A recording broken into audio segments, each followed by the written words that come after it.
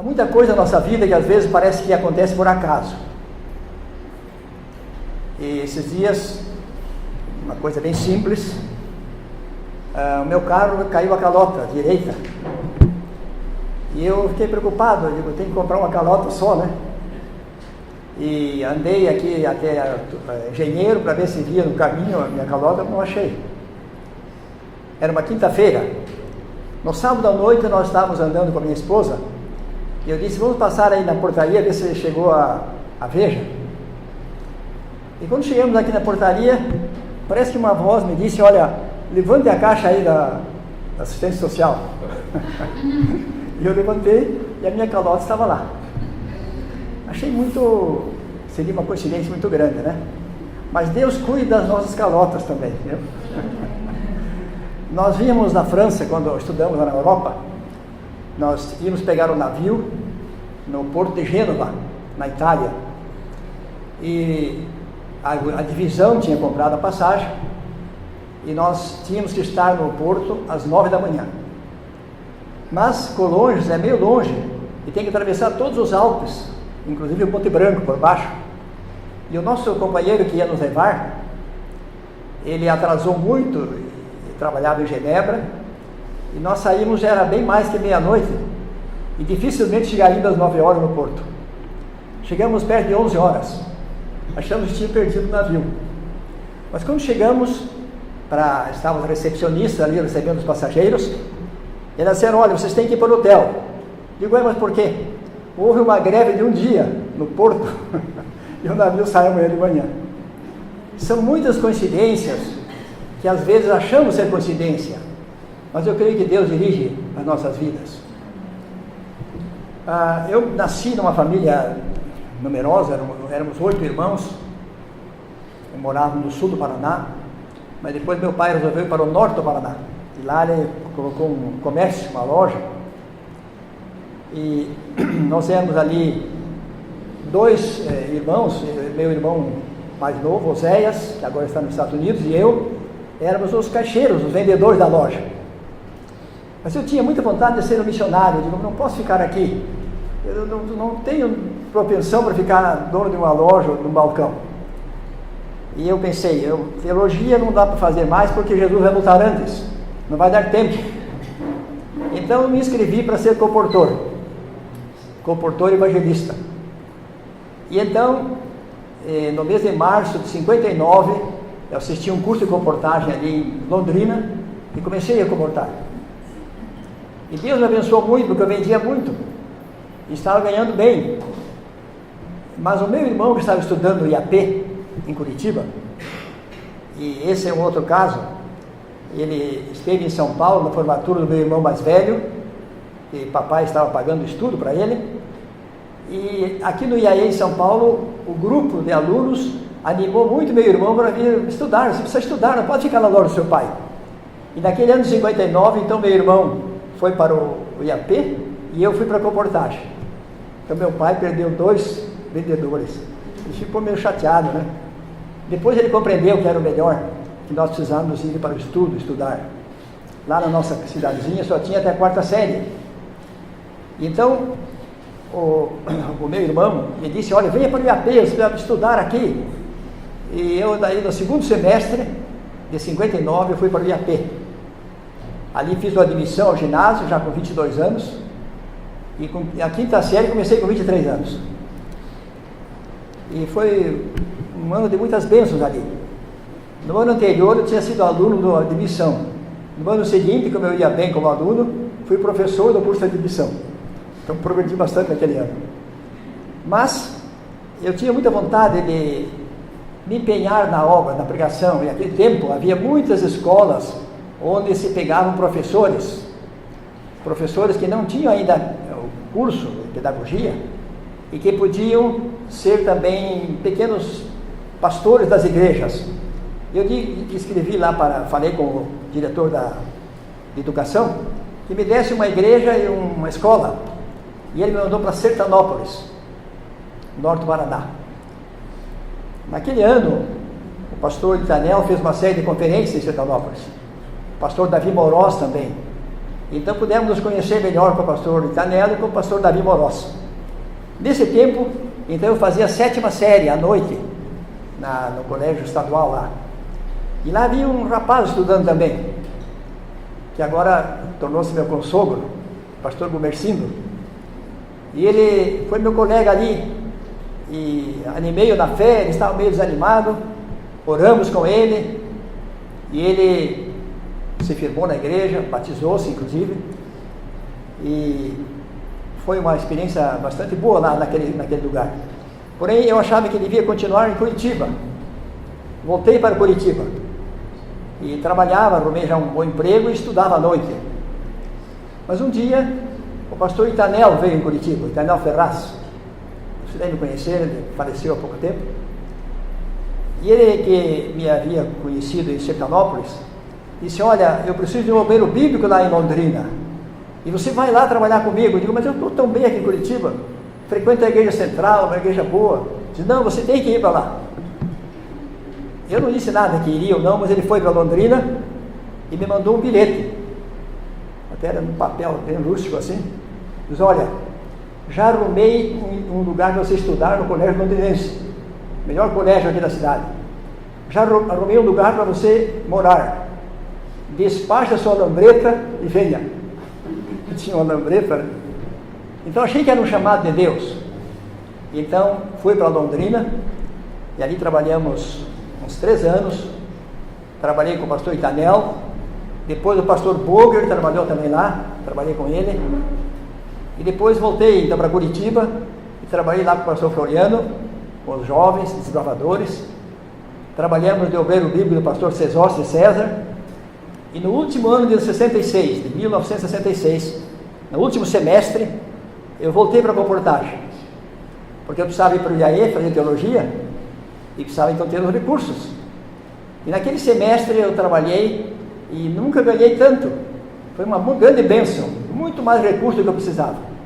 E então em 67 eu fui para o IAE em São Paulo. Em 68, com aquele dinheiro que eu havia ganho, eu pude me casar. E a minha esposa também lecionava lá em São Paulo, no IAE, e foi uma experiência boa também, porque o casamento é uma coisa muito importante. Todos sabem que depende muito do sucesso do pastor, e não só do pastor, de todos nós, um bom casamento, não é verdade? Ter uma boa companheira, e ser um bom companheiro também, né? Isso é muito importante na vida de qualquer casal, de qualquer pessoa. Em 68, então nós fizemos um plano de ir para a Europa. O pastor Monnier, Samuel Monnier, ele já faleceu também. Ele era departamental da União de Obra Missionária. E ele começou a incentivar os alunos lá do IAE, São Paulo, a irem para a Europa, para estudar em francês e serem missionários na língua francesa, que tinha falta de missionários. E muitos foram. Malto Braff, inclusive, tornou-se chefe aqui do irmão François, né? E foi dirigente da obra ali na Suíça romana, na Suíça de língua italiana e francesa. Outros foram mais lá também. O Menegusso, Eliseu Menegusso também estudou lá. E foi assim uma boa experiência o nosso estudo ali na França. Nós soubemos que os brasileiros que tinham estado lá antes de nós, eles foram comportores na Suécia. E eu disse: se eu for bem aqui no Brasil, certamente eu irei bem na Suécia também. E então em 70 e 71, eu comportei na Suécia. Parece uma loucura, porque a gente só sabia a oferta de cor, e nada mais. Então, e as pessoas na Suécia são muito hospitaleiras, e também são muito, assim, gostam de conversar, pessoal receptivo, e é por isso que a gente entendia bem. Então a gente tinha muita dificuldade, porque as pessoas queriam conversar, queriam saber de onde a gente era, a gente falava que era do Brasil, né? E eles sempre compravam nossos livros. Em geral, na Suécia, o pessoal nós trabalhamos no norte da Suécia, na região do Círculo Polar, lá onde o sol não se põe, no verão. E ali o povo, assim, muito ainda não estão acostumados com o ambiente da cidade. Então as portas, em geral, sempre estão abertas nas casas. ou se estão fechadas e então se bate, abre e entra para conversar com as pessoas. Isso facilitava muito o nosso trabalho. A gente deixou muitos livros lá. Eu imagino que talvez no céu a gente pode encontrar alguém, né, que vai procurar um estudante brasileiro que me deu o livro para ele.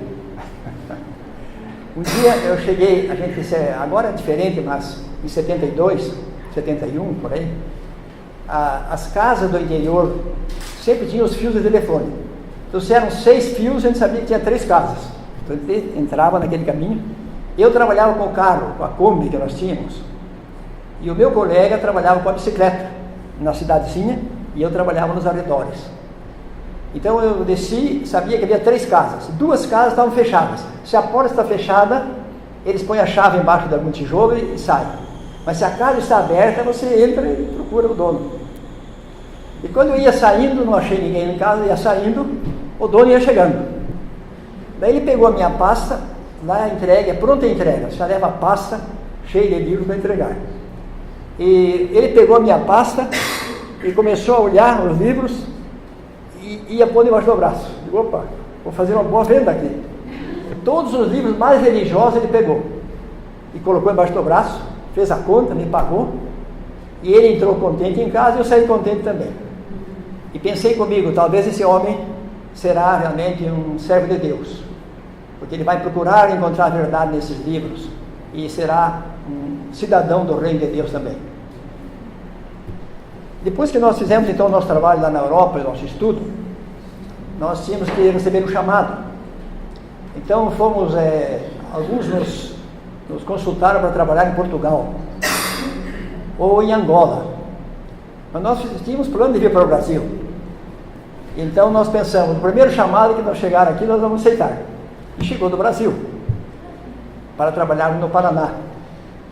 E foi muito interessante porque a gente já tinha tido um pouco de experiência como bombeiro bíblico, e então nós fomos já mandados para um distrito em Apucarana. Inclusive a Rosa foi nossa ovelha lá, né? Essa semana ela estava contando, a mãe dela teve um problema de câncer, e nós fomos em Londrina e oramos, ungimos e ela sarou, né? Depois começou a aparecer gente lá em casa para eu ungir. Eu digo, chama o seu pastor. Agora, porque eu ungi, a pessoa sarou, então eu vou ser um milagreiro, né? Mas Deus abençoou, e a mãe da Rosa viveu muitos anos ainda, né? Não faz muito tempo que ela faleceu. Mas, quando viemos para o Brasil, e trabalhamos ali em Apucarana, nós realmente pensávamos também em trabalhar um pouco da educação. E em 75, nós fomos chamados para ser o professor e diretor do Centro Educacional em Curitiba. Tivemos muitas boas experiências também com os alunos.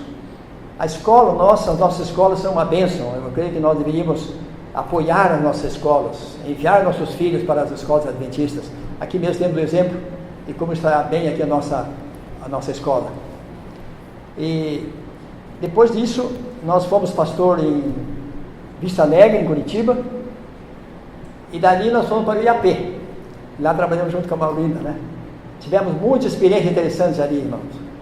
Me lembro muito de uma moça que veio de Piabiru, e eu ia orar com os alunos que chegavam, né? E ela disse, eu não creio em Deus. Então não adianta o senhor querer orar comigo. No fim do ano, essa moça me procurou e disse, agora eu quero orar com o senhor. Agora eu creio em Deus. A professora Maurina fala com tanta convicção em Deus, que eu acho que ele existe. Interessante. Um testemunho, então, do trabalho que a professora Maurina fazia ali. Nós trabalhamos juntos, né? Por muito tempo ali naquele colégio. Tantas outras moças e rapazes se converteram ali. E ali também pude batizar os meus 2 filhos. Aliás, meu filho não, mas a minha filha e meu filho, batizamos ali no IAP, na piscina lá. A igreja estava para ser construída no IAP. E nós então começamos o trabalho. E não havia recursos, mas Deus envia os recursos. E nós começamos a fazer recolta, visitar as pessoas. Por exemplo, em Maringá, uma empresa de madeira deu toda a madeira que nós precisávamos. E depois que não precisava mais de madeira, eu também fui transferido para São Paulo. Um dia o meu tio chegou lá nessa madeireira, e o homem disse assim, eu parece que conheço o senhor. Ele é meio parecido comigo, né? Eu acho que não é eu, é o meu sobrinho. Disse, onde é que ele foi? Ele não veio mais pedir madeira aqui? Ele estava querendo doar mais, né? Então, é interessante, esse assunto de doação é um pouco complicado na igreja. Os irmãos sabem, aliás, a Bíblia toda, ela nunca apresentou nenhum lugar onde alguém estava pedindo para os irmãos da igreja, pessoalmente. Não existe na Bíblia. Na igreja deve-se fazer uma proclamação, e os irmãos devem trazer voluntariamente. Isso protege o pastor também, porque se o pastor começa a pedir de casa em casa, ele fica com o rabo preso com os irmãos. Ele depois não tem autoridade nenhuma para resolver certas situações. Pedir para as pessoas, não da igreja. Lembram qual é o exemplo que nós temos da primeira recolta? No Egito. Deviam ir aos vizinhos, pedir ouro, pedir prata, pedir tanta coisa, e os vizinhos deram, né? Mas quando foi para construir o santuário no deserto, Moisés fez uma proclamação. Não foi pedir para ninguém pessoalmente. E o povo trouxe até demais. E ele disse, olha, chega, não precisa fazer mais. Então é um pouco perigoso às vezes a gente não seguir essa orientação das escrituras sagradas. Bom, nós depois viemos para São Paulo, no IAE São Paulo, e aí começamos a trabalhar com o pastor Boger, depois trabalhamos também com o professor Roberto, e foi também um tempo muito bom. A gente visitava os alunos, nós tínhamos todo ano, no início do ano, uma exposição de Bíblias. A Sociedade Bíblica nos ajudava muito, e então todos os professores de Bíblia traziam os alunos para a exposição de Bíblias. A gente explicava a origem da Bíblia. Eu mesmo tenho uma Bíblia lá em casa, podia ter trazido aqui hoje, que veio com a nossa família da Alemanha. Os meus bisavós vieram da Alemanha, e na bagagem deles trouxeram uma Bíblia que pesa uns 6 quilos. Ela está comigo, está ainda bem conservada. E essa Bíblia nós colocávamos também lá. Quando o meu pai se tornou adventista, a minha avó, que tinha a Bíblia, disse assim, olha, essa Bíblia eu vou dar para o Adolfo, que era o meu pai, porque é o Adolfo que está seguindo a Bíblia. Ele era adventista, né? Seguia o que está na Bíblia, então a Bíblia vai ser dele. Depois meu pai passou a Bíblia para mim, e eu passei para o meu filho. Então a Bíblia é do meu filho agora, mas está lá em casa. Essa Bíblia de Martinho Lutero foi o tradutor dessa Bíblia. Mas no IAE nós tivemos algumas experiências também com pais e alunos. Nunca me esqueço de ele era funcionário da Abril Editora. Ele cuidava de todo o sistema de transporte. E ele tinha 2 filhos no IAE. E ele veio um dia lá no IAE, numa reunião de pais, e um dos membros da igreja, o irmão Wilson Rossi, me apresentou esse senhor. E começamos a dar estudo bíblico em casa dele. Cada semana estudando a Bíblia. Tinha 2 filhos. E eles tinham um grande interesse pela Bíblia. Foi um casal que a gente estudou com muito carinho, muito cuidado. Ele chamava-se Rodando. E esses dias, em 2008, eu estive em São Paulo e encontrei lá o Rodando. Ele veio e me deu um abraço. Olha, pastor, valeu a pena aquelas noites que nós estudávamos a Bíblia. Diz, os meus 2 filhos estão firmes na igreja, um é médico, é líder da igreja ali do Pinheiros, e o outro está também terminando medicina. E todos estamos firmes na igreja, e estamos ganhando outros para Cristo também. Então o Evangelho é como um fermento, né? É uma semente que deve ser semeada, e os resultados virão com a graça e o poder do Espírito Santo. Lá no IAE também eu estudava com uma outra mãe de alunos, que morava bem perto da escola, e tinha uma outra senhora que estudava também, mas não tinha dos maridos, só as senhoras que estudavam. E quando então eu preenchi a ficha de uma delas para o batismo, eu ia preencher a ficha, eu digo, olha, eu gostaria de ir lá na sua casa, assim conheceria também o seu esposo, e preencheríamos a ficha lá junto com ele. E então deu certo, fomos à casa, preenchemos a ficha de batismo. Depois que eu terminei de preencher a ficha, o esposo disse o seguinte, Diz, agora o senhor vai vir dar isso tudo para mim, porque eu também quero me batizar. Só que eu não queria influenciar minha esposa, porque se eu me decidisse, no fim ela se decidir por causa de mim. Então eu esperei que ela se decidisse, agora que ela vai se batizar, agora o senhor vai vir dar isso tudo para mim. E ele agora é um dos anciãos lá do IAE, irmão Milani, um dos anciãos da nossa igreja, lá do Campus 1. Bom, nós realmente sempre pudemos contar com a graça de Deus no nosso ministério.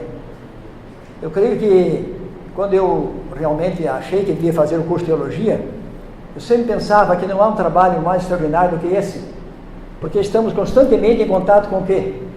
Com o livro de Deus. É um dever do pastor estudar a Bíblia, estudar o Espírito de Profecia, e em constante contato com as pessoas que devem ser salvas. Acho que não há um trabalho mais extraordinário do que esse. Eu achei que valeu a pena ter trabalhado como pastor durante todo esse tempo. Eu tinha aqui minhas notas, eu nem estou usando minhas notas, mas lembrando daquilo que a gente lembra. Aqui no final, isso aqui foi o que nós escrevemos naquele Minha Vida de Pastor. E nós temos algumas histórias interessantes na nossa família. O meu sogro, o pastor José dos Passos, ele foi um missionário no Brasil inteiro. Teve em Minas, ele começou o trabalho em Belo Horizonte, começou o trabalho em João Pessoa, e quando ele estava na Bahia, ele ficou muito doente. Ele e o pastor Berger, Teófilo Berger, os dois pegaram tifo. O pastor Berger morreu, e o meu sogro ficou muito mal no hospital, 5 dias em coma. E tudo já tinha preparado, trouxeram a roupa para o funeral, o caixão, estava tudo pronto. Então o pastor Schneider, que era o presidente da missão na Bahia, veio para ungir o meu sogro. Então foi no quarto, ali estava a minha sogra chorando, ele ungiu o pastor Passos, e assim que ungiu e orou, ele sentou na cama, disse que estava com fome, pediu comida e sarou. Depois disso que nasceu minha esposa. Então, se ele tivesse morrido, eu não tinha me casado com a minha esposa. E nem nossos filhos tinham nascido. Não é verdade? Então, veja que um milagre, ele continua, né? Se transfere para a família. E nós temos dado graças a Deus pela bênção, então, desse milagre na vida do nosso sogro. Aqui nessas nossas notas, tinha o que fazer em horas de desânimo. Os irmãos sabem que a senhora White diz assim, eu sempre me lembrava desse Testemunho Celeste, volume 3, que diz assim, sejamos esperançosos e animosos. O desânimo no serviço do Senhor é pecaminoso e desarrazoado. Ele conhece cada uma das nossas necessidades e tem todo o poder. Então, eu sempre me lembrava disso aqui. E uma outra coisa que me ajudou muito foram os hinos. Por exemplo, eu sempre gostava de cantar aqueles assim, ó, não consinta as tristezas dentro do teu coração. Eu sei que não é fácil. Essa semana aí nós perdemos o nosso colega, na verdade. E quando eu vim aqui, muitas vezes eu ouvi aqui. Ele não vai estar mais aqui agora, mas um dia ele vai estar no céu, né? Naquela grande reunião lá. E quem sabe a irmã está um pouco desanimada, a sua família, né? Mas a Bíblia diz, o hino diz, não consintas tristeza no teu coração, tendo fé firme no Mestre, viva ou haja sem hesitação. Um outro hino que eu gosto muito é Castelo Forte. Não sei se é porque a nossa origem é alemã, né? Mas Castelo Forte é um hino desafiador. Eu acho que de vez em quando, como igreja, nós precisamos cantar esse hino Castelo Forte, que acho que é o 33. E as circunstâncias em que esse hino foi composto, irmãos, devia impressionar o nosso coração. Inclusive, eu queria até fazer uma propaganda aqui. Eu tenho 3 filmes ali em casa, que até podíamos passar uma noite, se os irmãos vierem vir assistir, não precisa assistir na quarta-feira. Um deles é de Lutero. É um pouco longo, tem uns 80 minutos. O outro é de João Hus. Esse é mais curto, assim, uma hora e pouco. E temos um outro também que seria uma série, que é um filme aquele lá da Inglaterra, que traduziu a Bíblia para o inglês. Como é que era o nome mesmo dele? Wycliffe. Então tem o de Wycliffe, que a gente podia passar o filme de John Hus, que John Hus foi influenciado por Wycliffe, lá na Boêmia, e depois passaremos o de Lutero também. Então, vamos combinar aí, se os irmãos tiverem interesse, a gente pode fazer uma propaganda e passar aqui umas três vezes aí esses filmes. Mas o que diz aqui? Castelo forte é nosso Deus, refúgio e fortaleza, com seu poder protege os seus e os livra com presteza.